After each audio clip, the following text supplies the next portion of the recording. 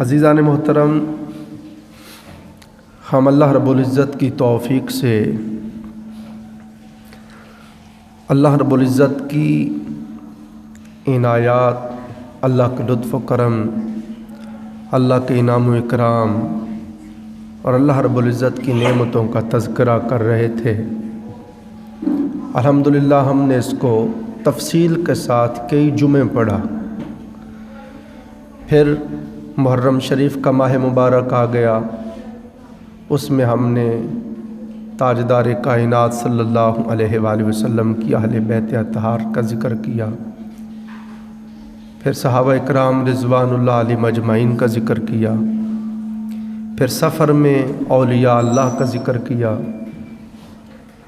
پھر ربیع الاول میں تاجدار کائنات صلی اللہ علیہ وآلہ وسلم کا ذکر کیا۔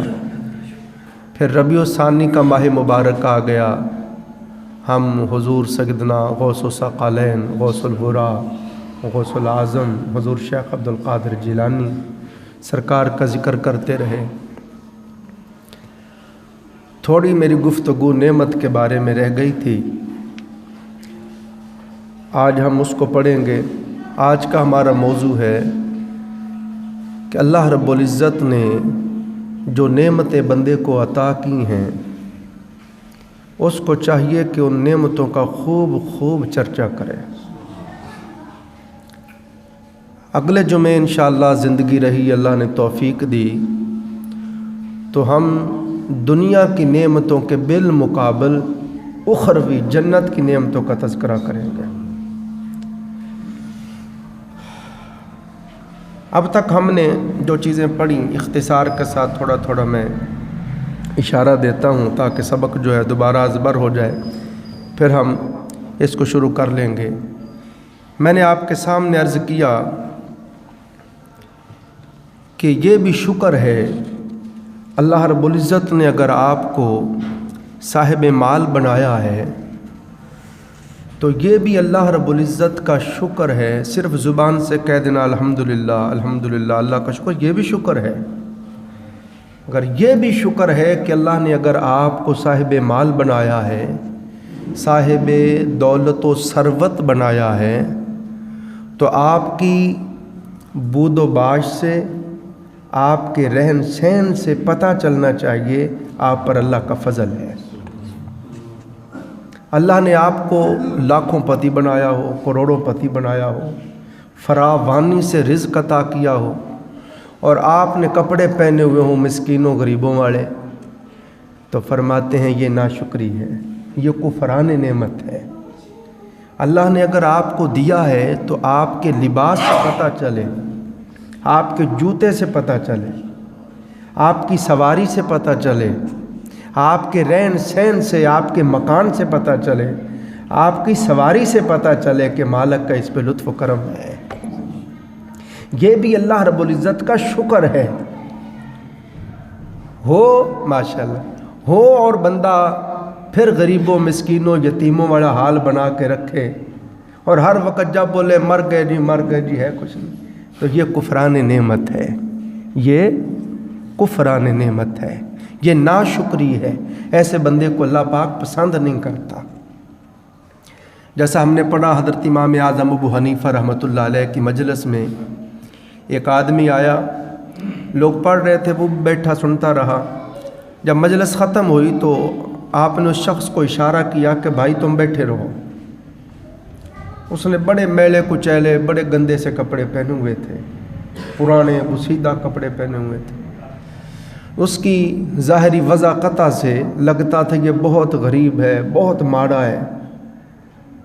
تو جب لوگ چلے گئے تو حضرت امام اعظم حنیفہ کو اللہ نے بہت دیا ہوا تھا، اللہ رب العزت نے آپ کو بہت دیا ہوا تھا، بٹ آپ تاجر تھے، آپ کو اللہ نے ایسا نصیب دیا تھا، مٹی کو پکڑتے وہ بھی سونا ہو جاتی تھی۔ آپ کا کپڑے کا کام تھا، اور بھی آپ تجارت کرتے تھے، اور پھر آپ کا جتنا بھی آپ کی آمدن ہوتی، آپ کو اللہ تعالیٰ نفع دیتا، وہ آپ علماء پہ، طلباء پہ خرچ کرتے، درویشوں پہ خرچ کرتے۔ حضرت امام ابو یوسف رحمۃ اللہ علیہ آپ کے شاگرد ہیں، وہ فرماتے ہیں 20 سال تک حضرت امام اعظم ابو حنیفہ نے اپنے پلے سے میرا اور میرے تمام اہل و عیال کا خرچ دیا ہے. 20 سال تک مجھے فرماتے ابو یوسف بس تو پڑھا کر اور پڑھایا کر, گھر بار والوں کی اہل و عیال والوں کی فکر نہ کر, وہ میری ذمہ داری, بس تو پڑھا کر اور پڑھایا کر. تو حضرت امام اعظم ابو حنیفہ رحمۃ اللہ علیہ درویشوں پہ خرچ کرتے, علماء پہ خرچ کرتے. آپ کی سخاوت کا یہ عالم تھا اور دین کی قدر کرنے کا یہ عالم تھا کہ استاذ نے آپ کے بیٹے کو سورۃ الفاتحہ یاد کروائی. سورۃ الفاتحہ ہم نے کل پرسوں درس میں پڑھا ہے. امام ابو اللہ سمرقندی رحمۃ اللہ علیہ حدیث لائے ہیں بستان العارفین میں, فرماتے ہیں کہ ماں باپ جب بچے کو استاد پڑھاتا ہے, گھر پڑھانے آتا ہے, مسجد میں مدرسے میں استاد پڑھاتا ہے قاری قرآن, تو ماں باپ استاذ کی خدمت کرتے ہیں ماہوار یا کبھی کبھار جب توفیق ہو. تو فرمایا جو بچے کو علم دین پڑھا رہا ہے, قرآن پڑھا رہا ہے, حدیث پڑھا رہا ہے, بدلے میں ماں باپ محبتاً عقیدتاً جو اس کی خدمت کرتے ہیں, ایک ایک روپے کے بدلے قیامت کے دن ماں باپ کو احد پہاڑ کے برابر ثواب عطا کیا جائے گا. احد پہاڑ کے برابر. جو بچے کو پڑھانے والا, جو قرآن پڑھانے والا, حدیث پڑھانے والا معلم اور استاد ہے, اس کو جو پیسے دیے ہر روپے کے بدلے اللہ احد پہاڑ کے برابر ثواب عطا فرمائے گا. اب آپ دیکھ لیں ہم سکول کے لیے کتنے خرچ کرتے ہیں, علماء پہ کتنے خرچ کرتے ہیں, وہاں جتنے مرضی خرچ کر لیں وہ بعد کی بات ہے. ہم سب کہتے ہیں میرا بیٹا انجینئر بنے گا, ڈاکٹر بنے گا, وہ بنے گا بعد کی بات, بنے نہ بنے بعد کی بات ہے. پھر بڑے لمبے چوڑے خواب دیکھتے ہیں میری بڑی خدمت کرے گا, وہ کرے گا نہیں کرے گا بعد کی بات. مگر یہاں آقا علیہ السلام نے فرمایا جب بچہ پڑھنے کے لیے جاتا ہے اور استاد اس کو بسم اللہ الرحمن الرحیم پڑھاتا ہے, یاد کرواتا ہے, تو صرف بسم اللہ الرحمن الرحیم پڑھنے پر اس کی ماں کے بھی سارے گناہ اللہ بخش دیتا ہے, باپ کے بھی سارے گناہ بخش دیتا ہے, استاد کے بھی سارے گناہ بخش دیتا ہے. صرف بسم اللہ الرحمن الرحیم پڑھانے. یہ بستان العارفین میں فقی ابو اللہ سمرقندی رحمۃ اللہ علیہ احادیث لائے ہیں. تو بتا رہا ہوں حضرت امام اعظم ابو حنیفہ رحمۃ اللہ علیہ نے استاذ نے سورۃ فاتحہ پڑھائی تو 1000 درہم دیے. اس نے کہا حضور اتنی بڑی عنایت کس وجہ سے؟ فرمایا آپ نے میرے بچے کو سورۃ الفاتحہ یاد کروائی. اس نے کہا جی سورۃ فاتحہ پہ اتنی بڑی عنایت؟ فرمایا کل سے میرے بچے کو پڑھانے نہ آنا, تجھے قرآن کی قدر کا ہی پتہ نہیں ہے. یہ تھے قدر والے. تو یہ ہمارے امام اعظم حنیفہ سے مجھے بہت محبت ہے. میں نے آپ کا بڑا ذکر کیا اور کرتا رہتا ہوں. میرے امام ہیں, میں ان کا مقلد اور مقتدی ہوں. اور قیامت کے دن امام صاحب کو اللہ نے یہ شان عطا کی ہے کہ آپ اپنے تمام مقلدین کو اپنے ساتھ جنت میں لے کے جائیں گے. تو حضرت امام اعظم ابو حنیفہ رحمۃ اللہ علیہ کا ذکر ہوا. آپ بڑے سخی تھے, بڑے مالدار تھے اور بڑے سخی تھے. اللہ کی راہ میں درویشوں پہ, علماء پہ, مشائخ پہ بہت خرچ کرتے. آج کل ہمارے لوگ نعت خانوں پہ بڑا خرچ کرتے ہیں. ہاں جی, دکاندار نعت خان سمجھتے ہیں نا آپ, بڑی ایکٹنگ کرتے ہیں, بڑی اداکاری کرتے ہیں, عمل نام کی چیز اندر کوئی نہیں. آج کل کے نعت خانوں اور قوالی کرنے والوں اور گویوں میں کوئی فرق نہیں رہ گیا. ہزاروں لاکھوں پھینک دیں گے اور جعلی پیروں کو بڑے پیسے دیں گے. آج کل پیر بننا ہو تو کہتے ہیں ہمارے ہاں تو ہم نے تو جو پڑھا پیر وہ جو حضور علیہ السلام کی سنت میں فنا ہو. مگر لوگ کہتے ہیں جڑا 5-6 مہینے ناتا نہ ہوئے وہ بس پیر ہے. جنہیں کدے کھاتی نہ کروایا ہوئے وہ کندروں تو بڑا پیر ہی کوئی نہیں. کیا کہتے ہیں جڑا سارے وال ہی چھڑ دے وہ پیر ہو جاتا ہے. تو جعلی پیروں پہ بڑے پیسے لاکھوں روپے لوگ خرچ کرتے ہیں اور ہم دیکھتے ہیں پھر وہ ککڑ بازیاں کرتے ہیں. ہاں جی, کتوں کی لڑائیاں کرواتے ہیں, کتے رکھے ہوئے ہیں, شیر رکھے ہوئے ہیں, بندر رکھے ہوئے ہیں, جوئے کرواتے ہیں اور پتہ نہیں کیا کیا. پیروں کا, ہم پیروں کی بات بتا رہا ہوں آپ کو. تو ایسے پیروں کو جو آپ دیتے ہیں اس سے اللہ رسول خوش نہیں ہوتے کہ وہ لوگ بھی ہیں اللہ نے توفیق دی ہے علماء پہ خرچ کرتے ہیں، مساجد پہ خرچ کرتے ہیں، مدارس پہ خرچ کرتے ہیں، بہن بھائیوں پہ خرچ کرتے ہیں، دوست احباب پہ خرچ کرتے ہیں، غریبوں پہ خرچ کرتے ہیں۔ تو کہنا یہ چاہتا ہوں کہ آپ دیکھیں کہ ایک عالم ہے جس نے 12-13 سال مدرسوں میں رہ کے پڑھا ہے، عالم بنا ہے، اور وہ دن رات کتابیں پڑھتا ہے، تفاسیر پڑھتا ہے، حدیث پڑھتا ہے، محنت کر کر کے لا کے پڑھاتا ہے، اس کو 1 روپیہ نہیں دیں گے۔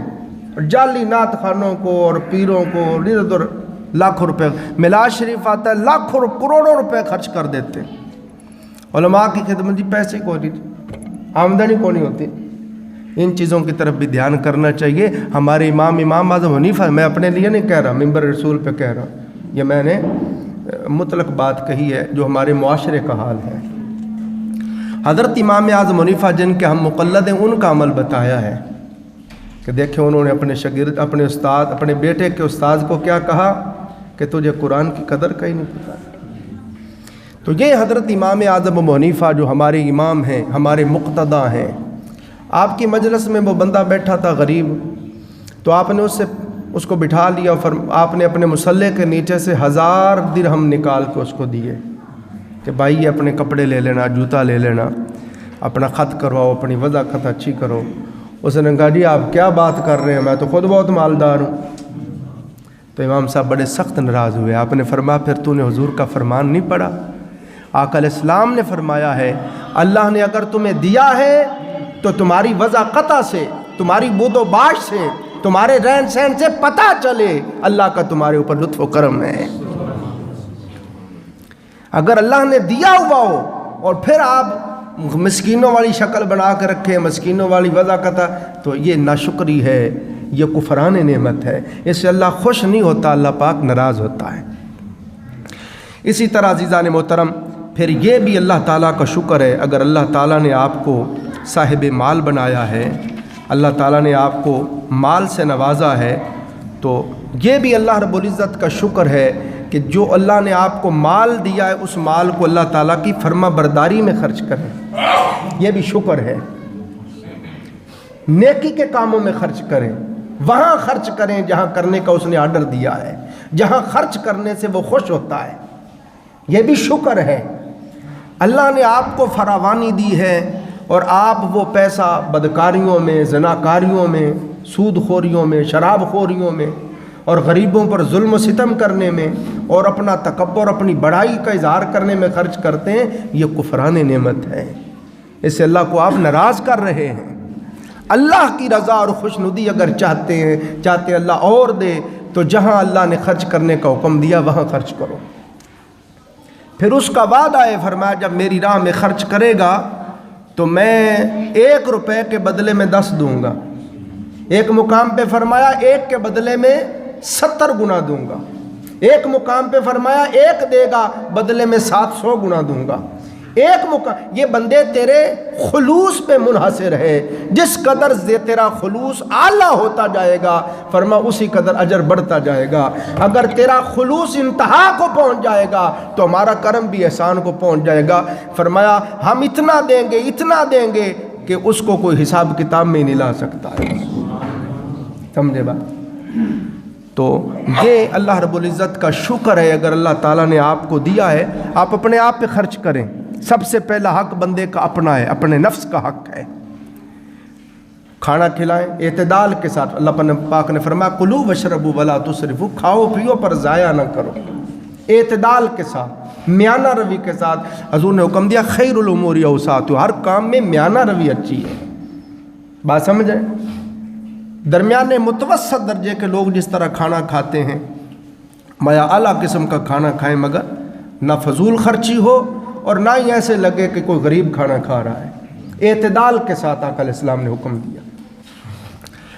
تو اسی طرح اللہ نے آپ کو دیا، اپنے آپ پہ خرچ کریں، اپنی بیوی پہ خرچ کریں، اپنے بچوں پہ خرچ کریں۔ آقا علیہ السلام نے فرمایا جو بندہ ایک لقمہ اپنی بیوی کے منہ میں ڈالتا ہے، یعنی ان کے لیے ایک لقمے کا بھی بندوبست کرتا ہے، تو سرکار نے فرمایا وہ یہ نہ سمجھے کہ یہ میرے بیوی بچوں نے کھا لیا ہے، یہ تو میرا ضائع ہو گیا، اس کا تو کوئی اجر نہیں۔ فرمایا نہ، جو بیوی بچوں پہ تو خرچ کرتا ہے، بیوی کو بھی ایک لقمہ کھلاتا ہے، وہ بھی تیری طرف سے صدقہ ہے۔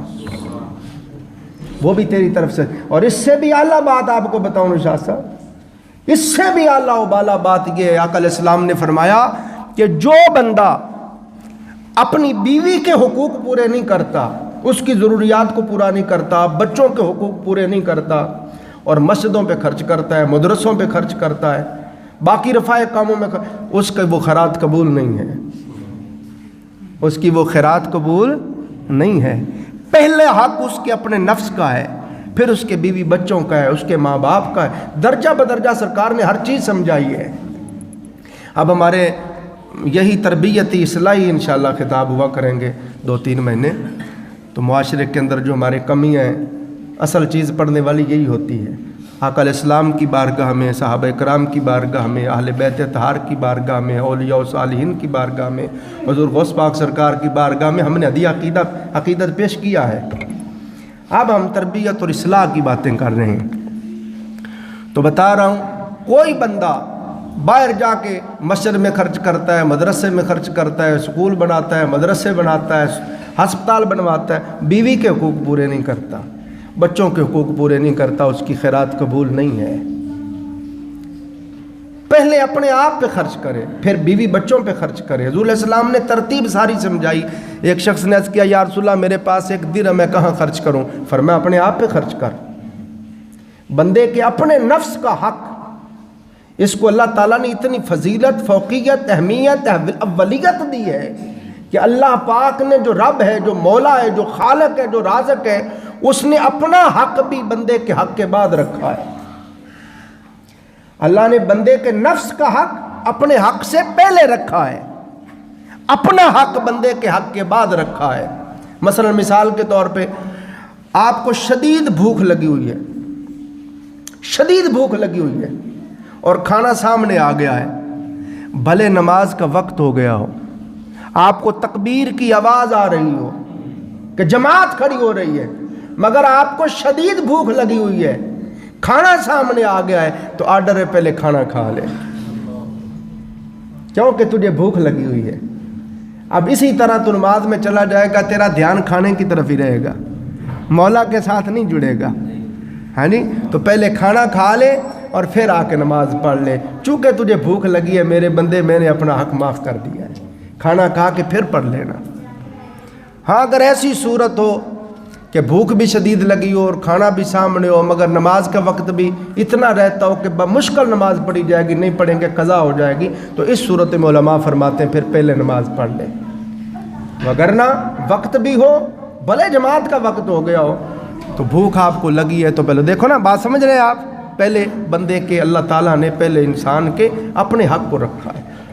آپ نماز پڑھتے ہیں کہ اللہ تعالیٰ کا حق ہے, یا اللہ میں بیمار ہوں, میں کھڑے ہو کے نماز نہیں پڑھ سکتا, اللہ تعالیٰ نے فرمایا جا بندے میں نے اپنا حق معاف کر دیا, تو بیٹھ کے پڑھ لے. یا اللہ میں بیٹھ کے بھی نہیں پڑھ سکتا, زیادہ بیمار ہو گیا ہوں, اللہ پاک فرماتا ہے میرے بندے جا میں نے اپنا حق معاف کر دیا, تو لیٹ کے اشاروں سے ہی پڑھ لے. یا اللہ میں اشاروں سے بھی نہیں پڑھ سکتا, فرمایا جا معاف کر دیا. اگر تندرست ہو جائے تو بیماری کے دنوں کی قضائی دے لینا, اگر اسی بیماری میں انتقال ہو گیا تو یہ بیماری کے دنوں کا کوئی حساب نہیں ہوگا. آپ نے دیکھا کسی بندے پر بھوک سے اضطراری کیفیت طاری ہو جائے, وہ بھوک سے مر رہا ہو, کھانے کو کچھ نہ مل رہا ہو, اضطراری کیفیت ہو, تو قرآن پاک فرماتا انما حرم علیکم المیتۃ, بے شک تمہارے اوپر مردار حرام ہے. مگر کوئی بندہ بھوک سے مر رہا ہو اور بھوک سے اس پر اضطراری کیفیت طاری ہو گئی ہو, اللہ فرماتا ہے میرے بندے میں نے اپنا حق معاف کر دیا, جا یہ حرام بھی تیرے اوپر حلال ہے, اتنا کھا لے جس سے تیری جان بچ سکے. تو دیکھا آپ نے, اللہ تعالیٰ اپنا حق معاف کر دیتا ہے, اللہ اپنے بندے کے لیے آسانیاں فرماتا ہے. آپ سفر میں جائیں, اللہ تعالیٰ نے نماز قصر کی سہولت رکھی ہے, رکھی کہ نہیں رکھی؟ آپ کی نماز کسی وجہ سے قضا ہو گئی ہے, کسی سخت مشغولیت کی وجہ سے, مصروفیت کی وجہ سے, سفر کی وجہ سے, تو نماز قضا کی سہولت رکھی ہے, قضا پڑھ لے جا, حساب نہیں ہوگا. ایک تو نا جان بوجھ کے قضا کر دینا, کسی مجبوری کی وجہ سے رہ گئی, میں بعد میں قضا ہی کر لے جا, تیری طرف سے ادا ہو گئی. روزے دار کے لیے اللہ نے سہولت رکھی ہے، اگر آپ بیمار ہو گئے ہیں معافی ہے، روزہ نہ رکھو، جب تندرست ہو جاؤ تو ان جو روزے رہ گئے ان کے بدلے میں روزے رکھ لینا، مسافر ہو تو سہولت رکھی ہے روزہ نہ رکھ، جب گھر واپس آ جائے تو اتنے دنوں کی قضائی دے لینا۔ یا اللہ میں دائمی بیمار ہو گیا ہوں، میں روزہ رکھ ہی نہیں سکتا، روزہ نبھا ہی نہیں سکتا ہوں، ڈاکٹروں نے مجھے منع کر دیا ہے، مجھے دل کی تکلیف ہے، شوگر شدید ہے، بار بار مجھے دوائی لینا پڑتی ہے، کھانا کھانا پڑتا ہے۔ اللہ نے فرمایا جا میرے بندے، میں نے روزہ تجھے معافی کر دیا ہے۔ سمجھے بات؟ یہ اللہ رب العزت اتنا کریم ہے، اپنے بندوں کے لیے آسانیاں فرماتا ہے۔ آپ کے پاس پیسے ہیں، صاحب مال ہے، حج آپ پہ فرض ہے، مگر کسی وجہ سے آپ جا نہیں سکتے، بہت بوڑھے ضعیف ہو گئے ہیں یا شدید بیمار ہیں یا کسی سخت مجبوری کے باعث آپ نہیں جا سکتے ہیں، کسی اور کو بھیج دیں، حج وہ کرے گا، ادا آپ کی طرف سے ہو جائے گا، اس کو بھی حج کا ثواب ملے گا، آپ کو بھی حج کا ثواب ملے گا، آپ کا فرض بھی ادا ہو جائے گا۔ یہ دین ہے، الدین یسر، دین آسان ہے۔ حضور اللہ پاک آسانیاں فرماتا ہے بڑے بندوں کے لیے، رسول پاک صلی اللہ علیہ وآلہ وسلم آسانیاں فرماتے ہیں۔ اما عائشہ رضی اللہ عنہ فرماتی ہیں حضور علیہ السلام کو جب بھی دو کاموں کے بارے میں اختیار دیا جاتا، محبوب یہ کر لو یا یہ کر لو، تو دونوں کاموں میں جو آسان ہوتا حضور اس کو اختیار فرماتے ہیں۔ اور جب بھی آقا علیہ السلام کسی صحابی کو باہر بھیجتے تبلیغ کے لیے تو سرکار نصیحت کر کے بھیجتے، یسروا ولا تعسروا، آسانیاں کرنا، لوگوں کو دشواریوں میں نہ ڈالنا، بشروا ولا تنفروا، خوشخبریاں سنانا، متنفر نہ کرنا۔ آقا علیہ السلام آسانیاں فرماتے رہے۔ استاد علامہ غلام سعیدی صاحب رحمۃ اللہ علیہ نے یہاں پہ بڑی کمال بات لکھی۔ استاد مفسر قرآن ہے، ہاں جی، اس دور کے عظیم مفسر، عظیم محدث، شارح بخاری و مسلم، عظیم فقی، عظیم مجتہد ہے، کمال بات کہتے ہیں۔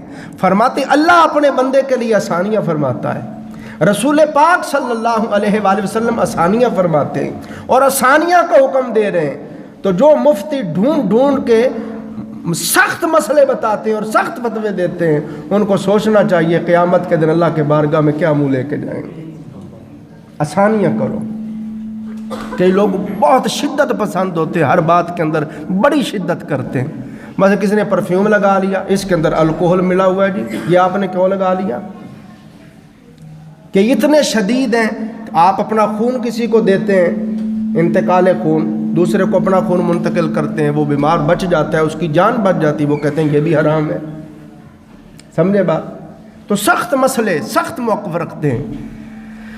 کسی کی بیوی، کسی کا شوہر گم ہو گیا ہے تو اتنا سخت موقف، سخت فتویٰ ہے کہ 80 سال بھی اگر وہ شوہر نہ آئے تو وہ 80 سال بیٹھ کے انتظار کرتی رہے۔ اب اس بیچاری کا کیا گناہ ہے؟ بات سمجھ رہے ہیں؟ تو یہ سمجھاتے ہیں کہ اللہ تعالیٰ آسانیاں کرتا ہے، رسول پاک صلی اللہ علیہ وسلم آسانیاں کرتے ہیں، اور ہمیں بھی اللہ کے بندوں کے لیے آسانیاں کرنی چاہیے۔ جو آسانیاں کرتا ہے اللہ تعالیٰ کو وہ بہت پسند ہے، رسول پاک صلی اللہ علیہ وسلم کو وہ بہت پسند ہے۔ تو اللہ نے آپ کو مال دیا ہے تو یہ بھی شکر ہے کہ اپنے مال سے آپ زکوٰۃ دیں، اپنے مال سے آپ حج کریں، صدقات و خیرات کریں، اپنا مال اپنے ماں باپ پہ خرچ کریں، بہن بھائیوں پہ خرچ کریں۔ میں نے بتایا، حضور سے پوچھا یا رسول اللہ درہم میں کہاں خرچ کروں؟ فرمایا اپنے آپ پہ خرچ کر۔ آقا ایک اور بھی ہے، فرمایا اپنی بیوی پہ خرچ کر۔ آقا ایک اور بھی ہے، فرمایا بچوں پہ خرچ کر۔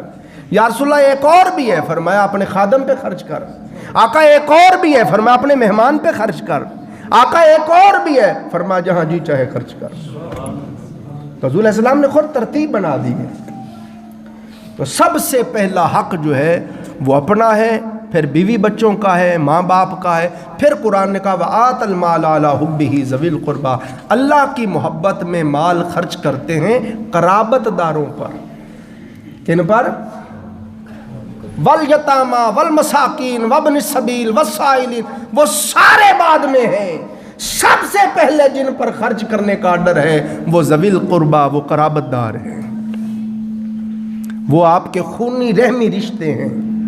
آپ نے زکوٰۃ کے بھی پیسے دینے ہیں تو سب سے پہلے آپ کے بہن بھائیوں کا حق ہے۔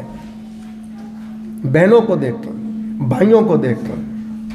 ان کی اولادوں کو دیکھیں، ماموں کو دیکھیں، خالاؤں کو، پھپھیوں کو دیکھیں، چاچو دیکھیں، ان کی اولادوں کو دیکھیں، سب سے پہلے ان کا حق ہے۔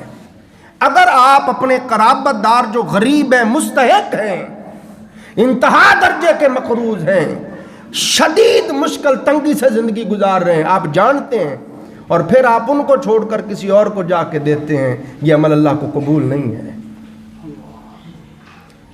اسی طرح پھر اللہ تعالیٰ نے اگر آپ کو دیا ہے تو جن کو اللہ نے دیا یہ بھی شکر ہے کہ وہ اعلانیہ خرچ کریں۔ اگلی بات کہہ رہا ہوں، اعلانیہ خرچ کریں۔ مثلا آپ نے زکوٰۃ دینی ہے، الاعلانیہ دیں، چھپا کے نہ دیں۔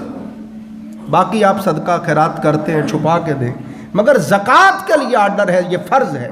جس طرح نماز فرض ہے، حکم الاعلانیہ پڑھو، سب کے سامنے پڑھو، باجماعت آ کے پڑھو، مسجد میں پڑھو کہ لوگ گواہ ہو جائیں گے اللہ کا فرما بردار ہے، یہ اللہ کے حکم کی تعمیل کرنے والا ہے، اللہ کا تابع فرمان بندہ ہے۔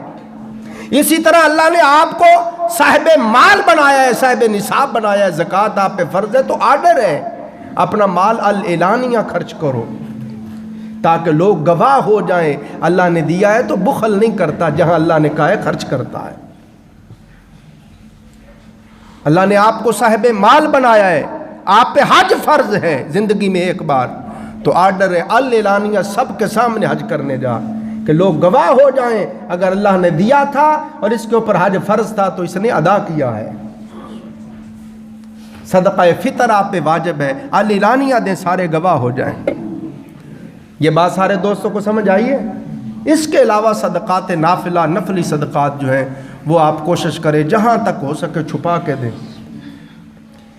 مگر اگر ایسی صورتحال ہو کہ آپ دیکھیں اگر میں یہ نیکی کا کام کروں گا تو مجھے دیکھ کے اور کئیوں کو توفیق مل جائے گی، مثلا مسجد بن رہی ہے، لوگ حصہ ڈالتے ہیں، تو غریب سے غریب آدمی بھی کھڑا ہوتا ہے، جی میری طرف سے 1000 روپیہ لے دیں جی، 5000 لے دیں جی، تو ایک صاحب استطاعت بندے بیٹے کو شرم تو آئے گی نا کہ یہ غریب ہو کے 5000 دے رہا ہے تو میں تو کروڑوں پتی ہوں، مجھے بھی دینا چاہیے۔ تو فرمایا ایسا عمل لوگوں کے سامنے کرنا کہ دیکھ کے لوگوں کو ترغیب ہو، آپ کو دیکھ کے اور بھی لوگوں کو توفیق مل جائے گی، تو پھر آرڈر ہے آپ اپنی خیرات کا عمل، نیکی کا عمل لوگوں کے سامنے کر سکتے ہیں۔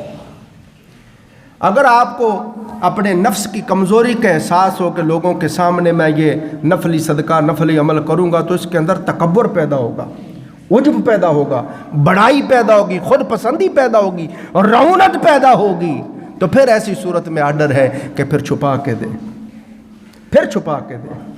مگر پھر بھی فرمایا جہاد پہ لوگ جا رہے ہیں، مسجد بن رہی ہے، دین کا کوئی کام ہے، کچھ ہسپتال بنا رہے ہیں، تو کوئی رفع عامہ کا کام ہے، تو ترغیب کے لیے اگر لوگ دے رہے ہیں تو آپ بھی دے دیں، آپ کو دیکھ کے اور لوگ دیں گے، تو پھر الاعلانیہ دینے کی بھی اجازت ہے۔ تو یہ مال کے اللہ رب العزت نے اگر مال دیا ہے تو اللہ رب العزت کی راہ میں اس کا شکر ادا کرنا چاہیے۔